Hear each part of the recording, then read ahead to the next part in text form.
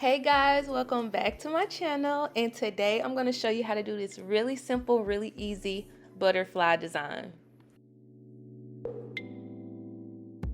First things first, of course you want to remove all of the shine from the natural nail. I already pushed her cuticles back, and I did go in with a cuticle bit as well, but now I'm going in and nipping her cuticles. We all know the controversy about doing that, but do as you want, that's up to you. You can either buff them, you can clip them, whatever you want to do, not cut them, completely up to you.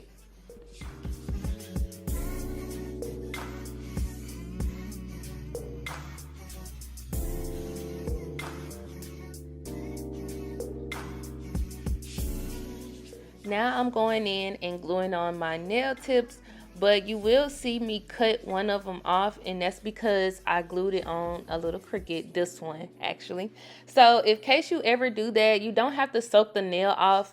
All you do is clip the length down and then glue the other tip right on top of it, going in the direction you want to go in.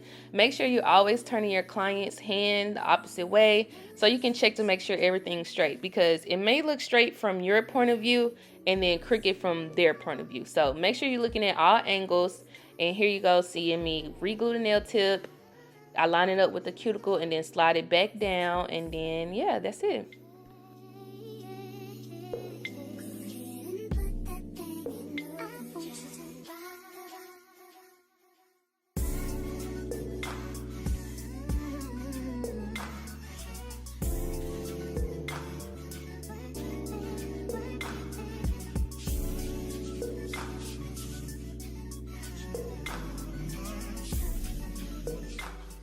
As far as what I use to cut my length, I go back and forth between the magnets and my nail forms. But I decided to use my nail forms and my scissors today, just because I can see a little bit better. It's a little bit more accurate for me sometimes than using the magnets, but sometimes the magnets work better too. So it just depends on how I'm feeling that day, honestly. But yeah, that's pretty much it. I already dehydrated the nail and primed twice. Now I'm going right in with my acrylic. And when it comes to your application, you want to try your best to get it as close to the shape you want as possible. So that way, when you're going back to file, you don't have that much work to do.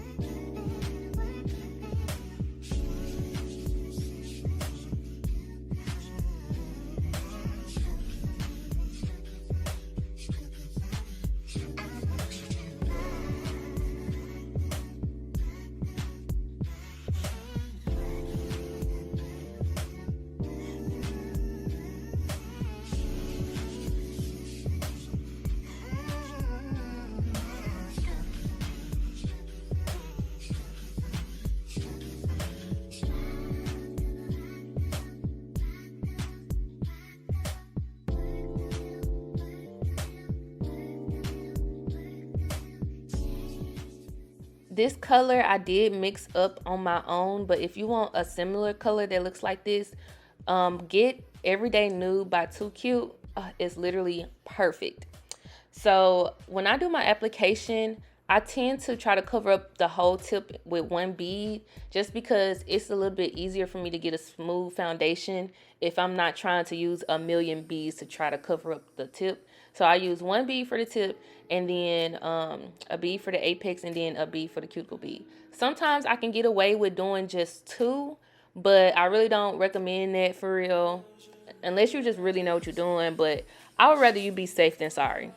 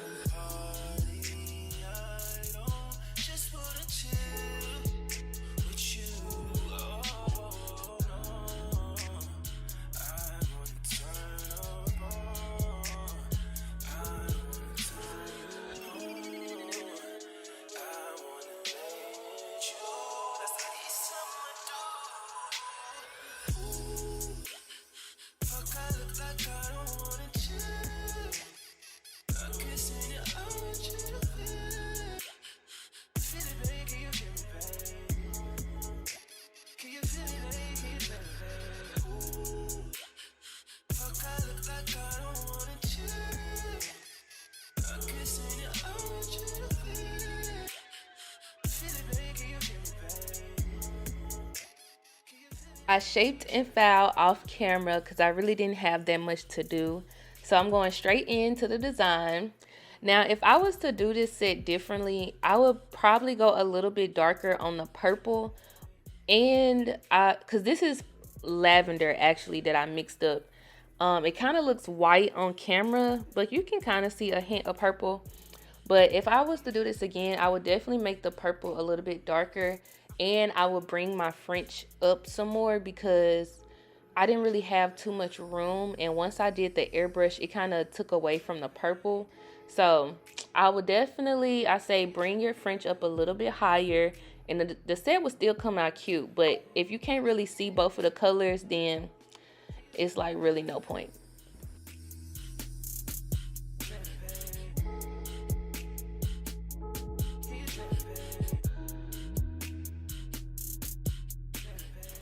If you're having a hard time with your French, I say get a longer brush. I think I have like a 22 millimeter brush. Anything that is kind of long will work a little bit better because you could just lay it down flat and the length of the brush will create the French for you. The only thing I would say I have to do to my brushes is cut out the density. So no matter what I get the brush from, I always cut out extra bristles to make the brush a little bit thinner. Because if the brush is too thick, you definitely gonna have a hard time drawing your French.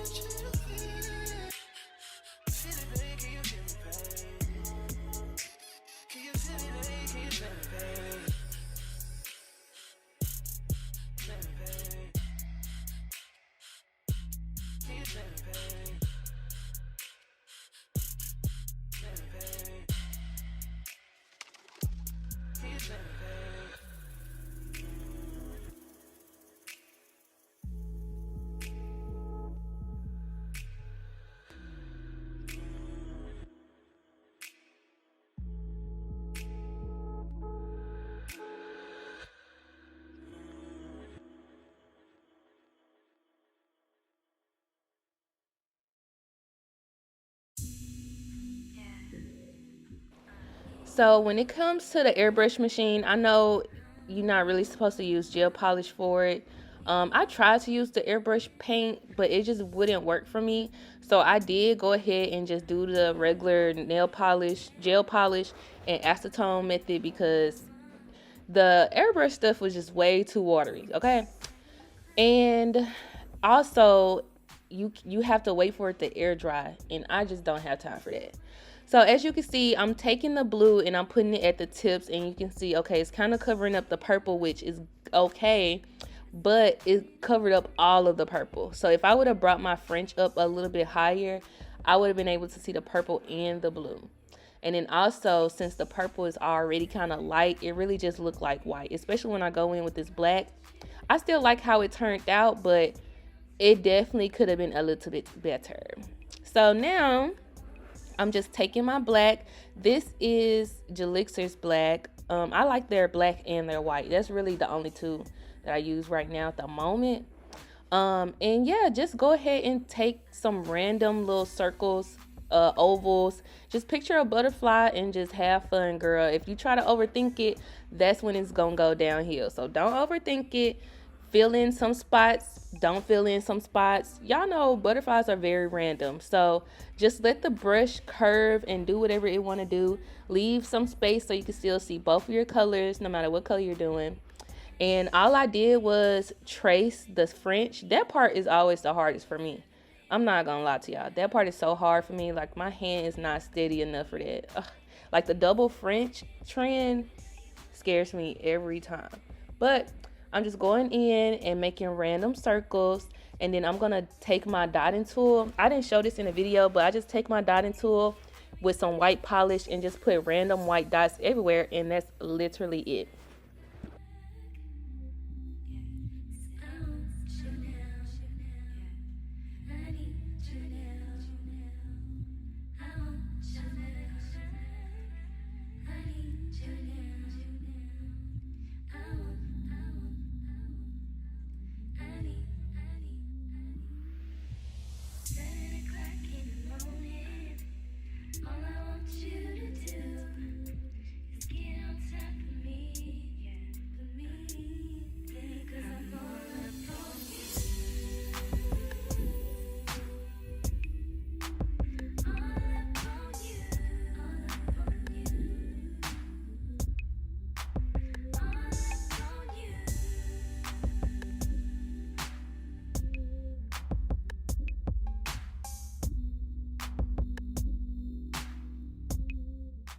All right, guys, here come the finished result. Thank you so much for watching. Make sure you like, comment, and subscribe, and I'll see y'all on the next video.